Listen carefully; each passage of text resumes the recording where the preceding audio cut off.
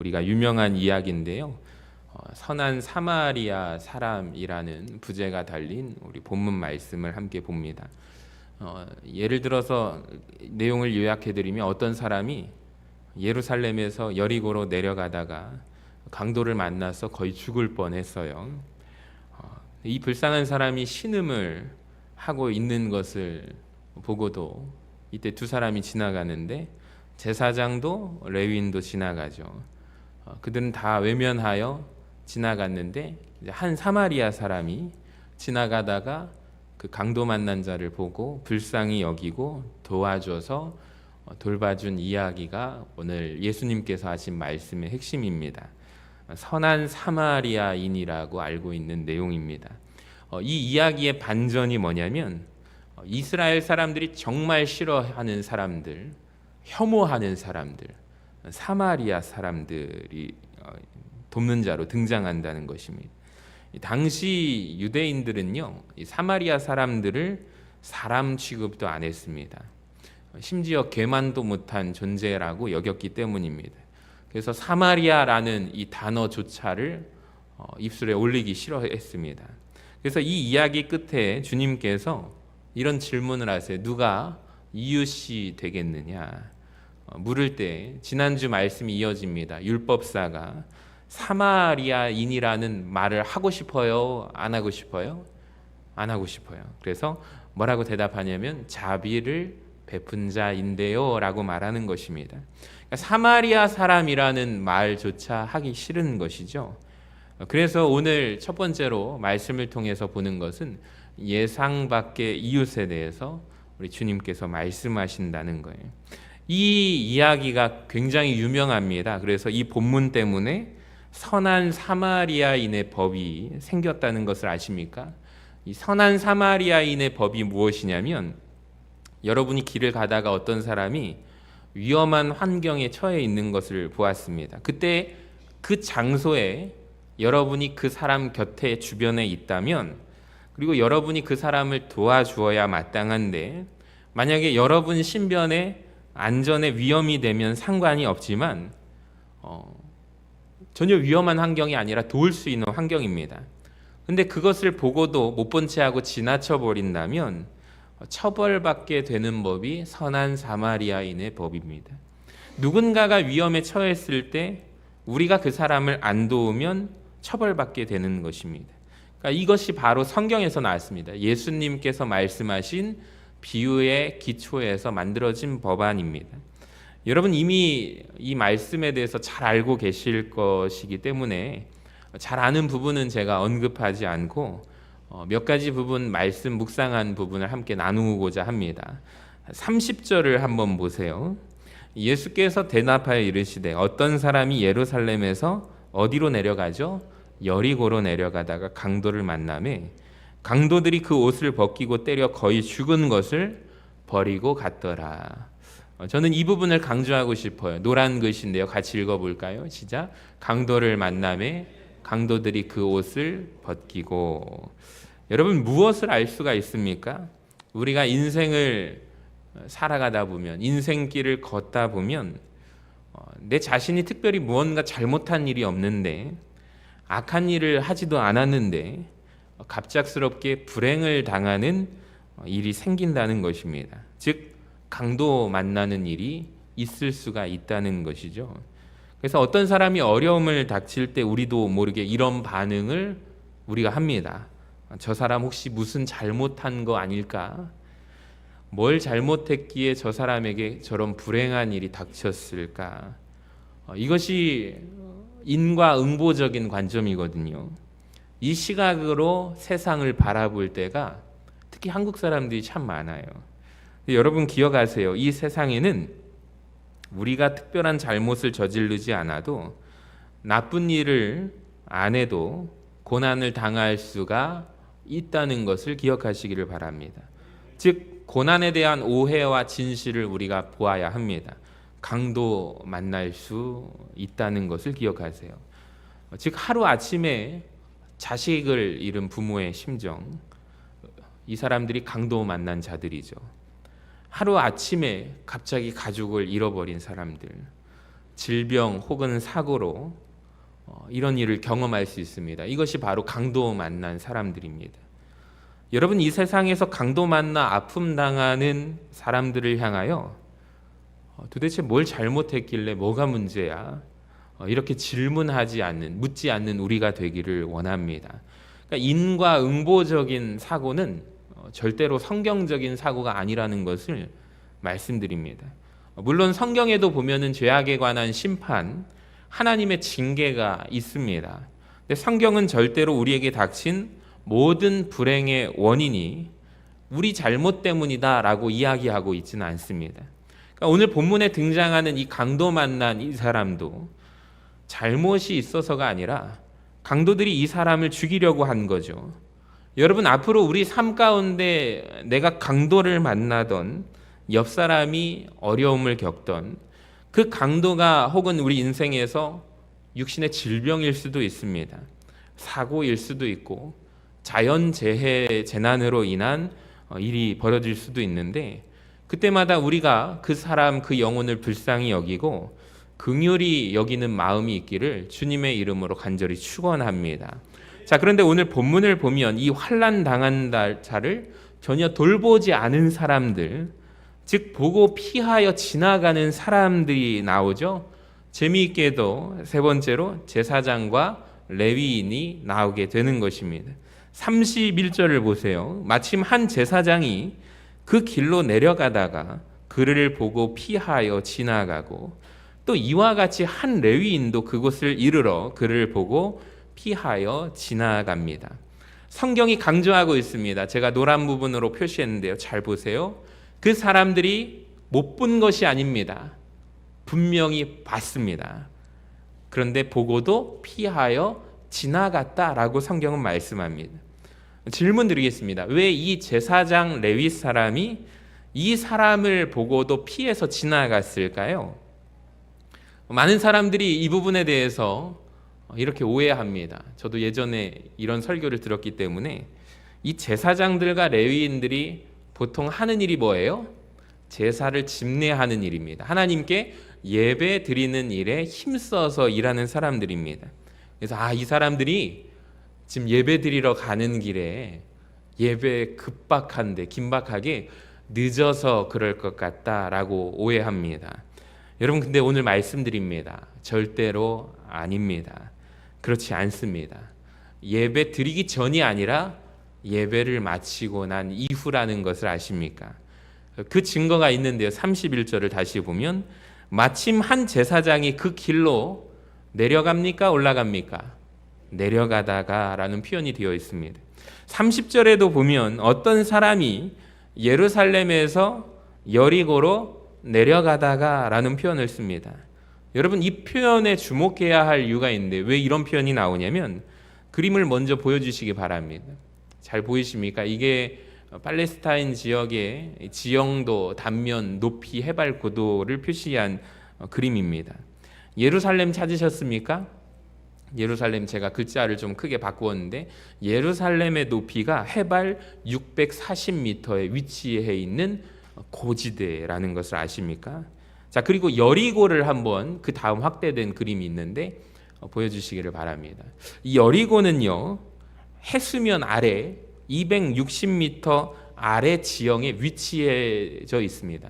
그러니까 여리고는 낮은 지역이고 예루살렘은 고지대입니다.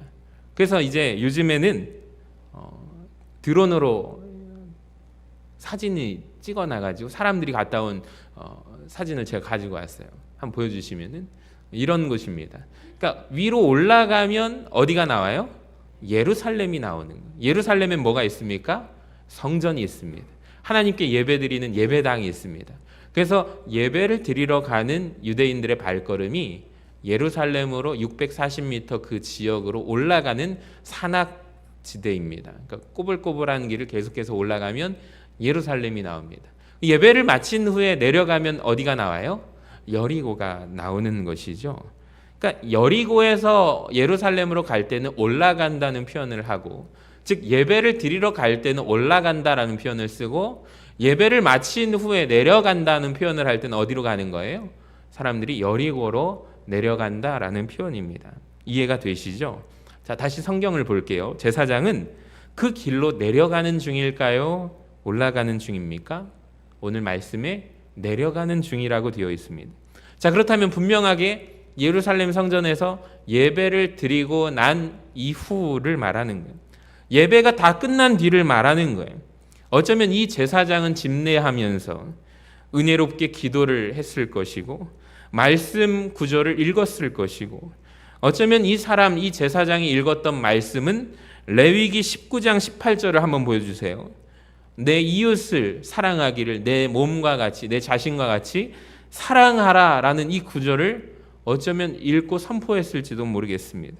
근데 예배 잘 드리고 나서 은혜롭게 인도하고 나서 내려가는 길에 강도 만난 자를 보고 돕기보다 보고도 피하여 외면하고 지나갑니다. 레위인도 마찬가지예요. 여러분, 그러니까 오늘 말씀을 통해서 우리에게 적용해 보면 우리가 예배드리는 이 모습, 이 자리도 중요하지만 예배를 마치고 돌아가는 우리의 뒷모습이 이와 같지 않기를 원합니다. 여러분, 우리가 예배를 마치고 대부분 어디로 가십니까? 주차장을 가십니다. 주차장을 조심하십시오라고 어느 교회에서 위험 경고 표지판을 세웠다고 합니다. 그 목사님께서 보니까 주차장이 제일 위험한 곳인데 왜 그러냐면 은혜를 쏟아버리는 곳이기 때문입니다. 그래서 내 차가 빠져나가야 되는데 빠져나가지 못한다면 씩씩거리고 교인들끼리 서로 싸움하는 곳이 주차장이라는 것입니다. 또 식당에다가도 표시를 했다고 합니다.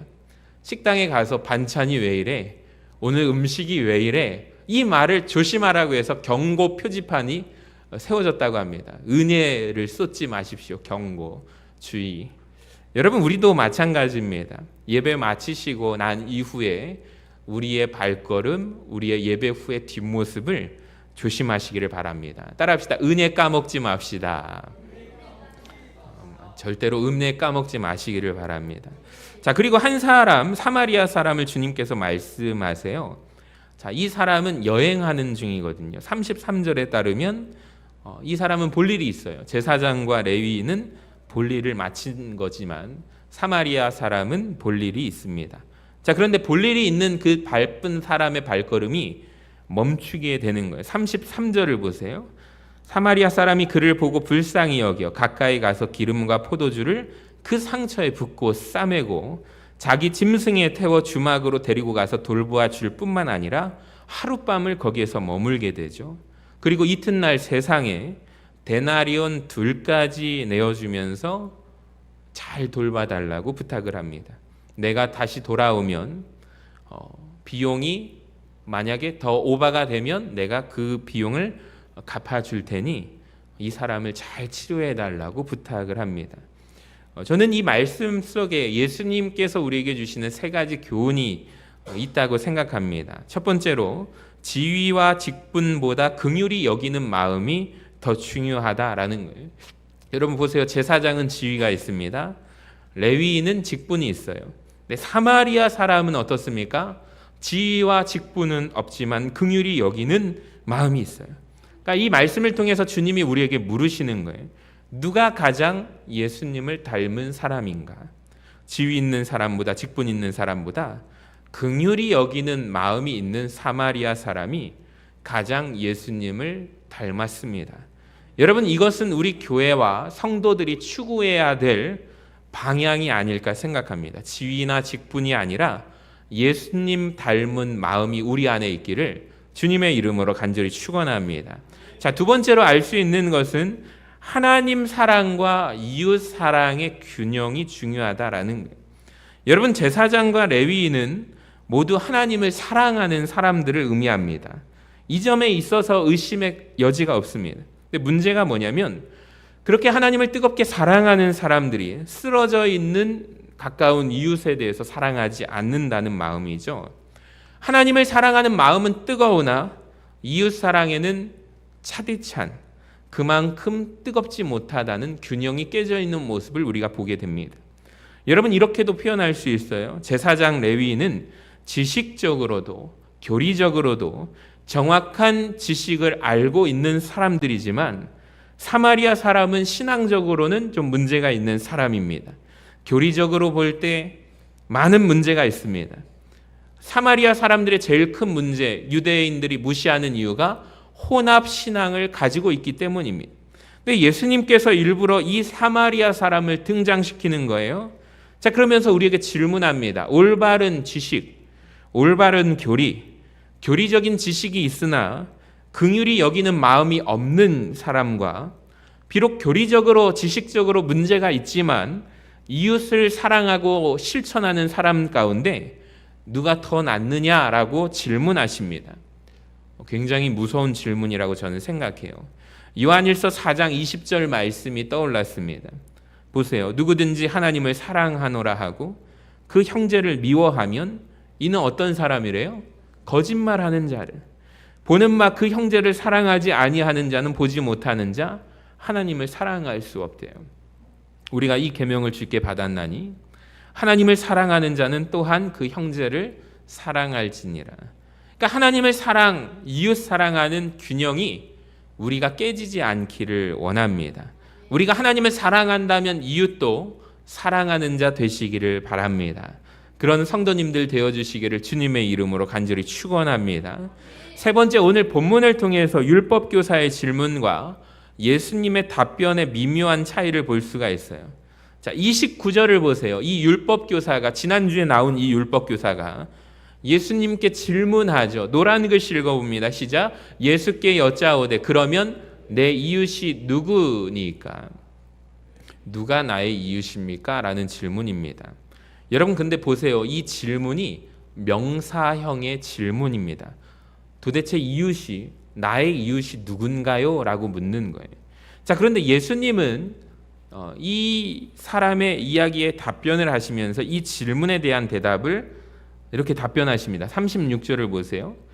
내 생각에는 이 세 사람 중에 누가 강도 만난 자의 이웃이 되겠느냐? 가서 너도 이와 같이 하라.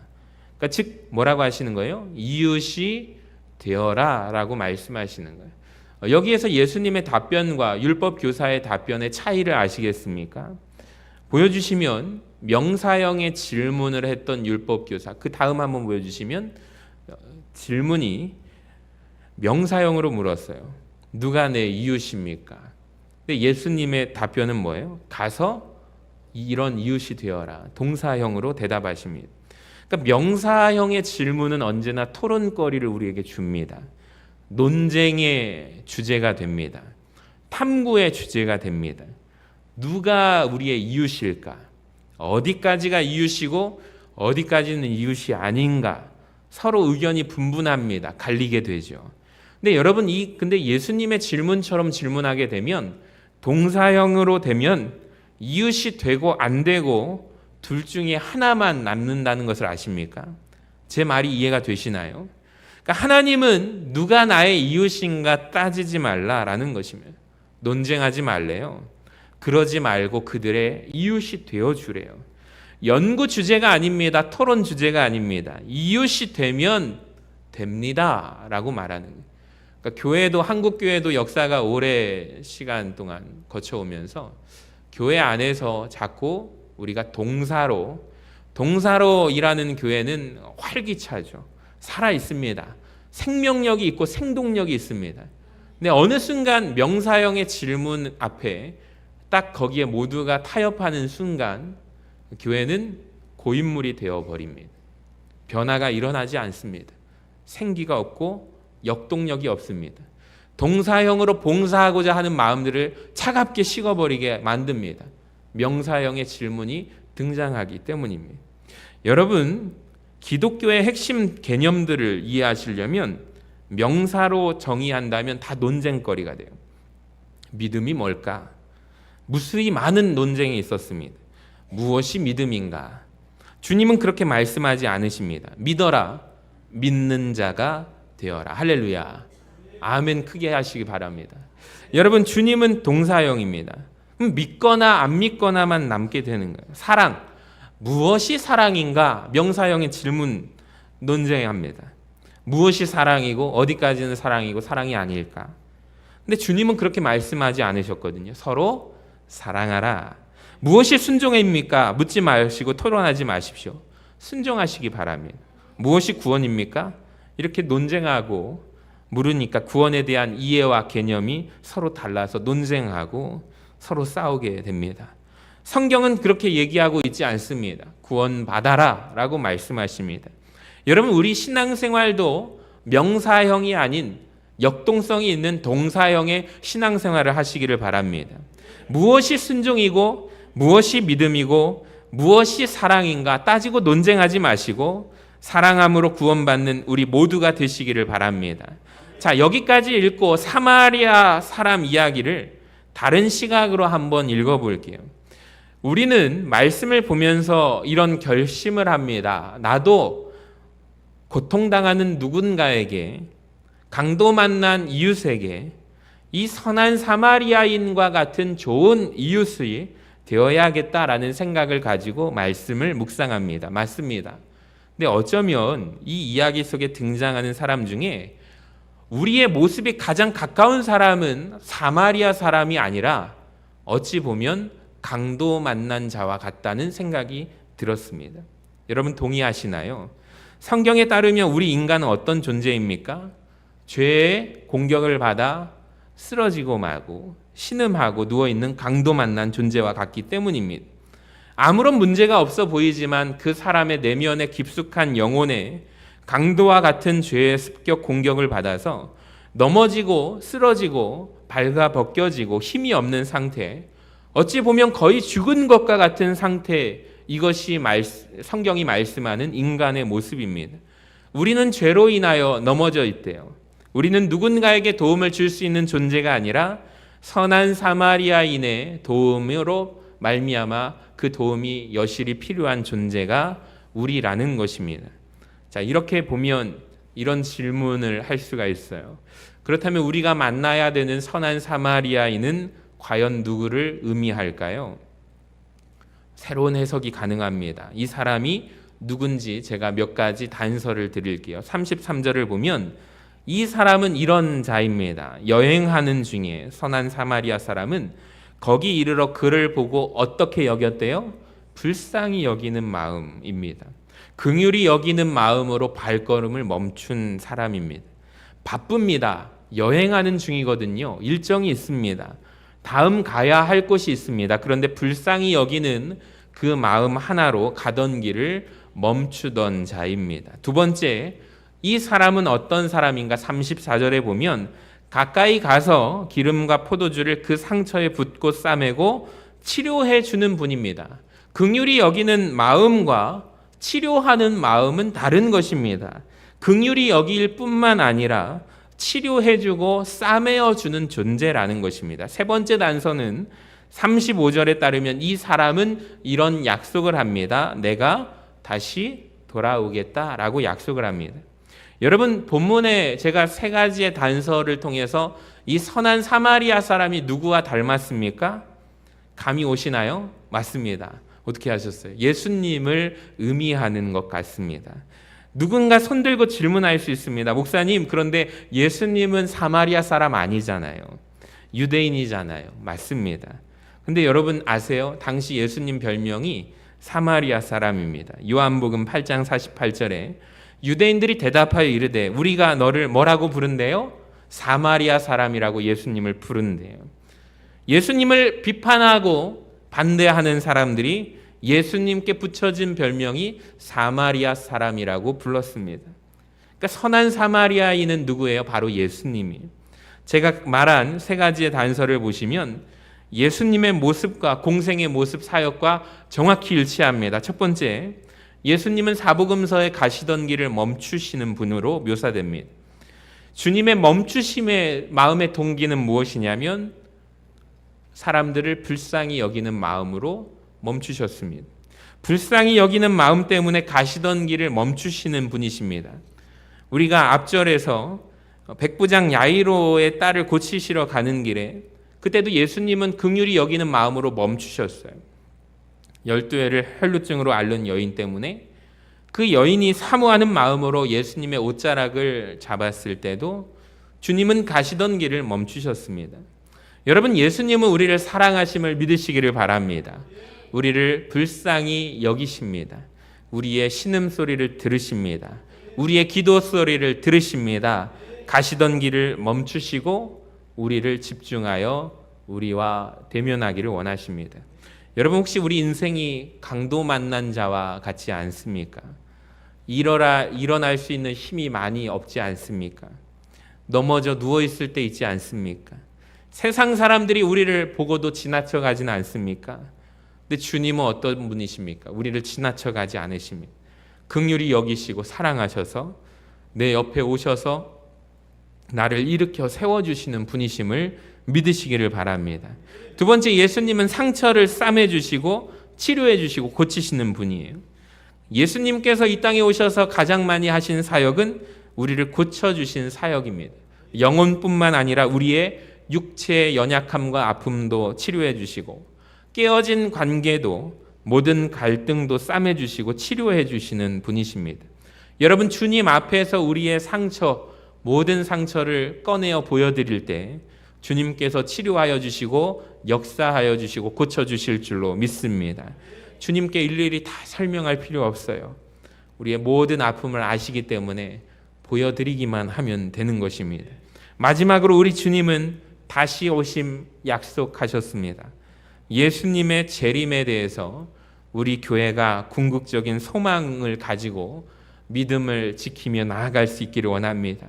주님 다시 오십니다. 그분의 오심을 사모하고 기다리기를 원합니다. 내가 준비되는 거룩한 신부 되시기를 주님의 이름으로 간절히 축원합니다.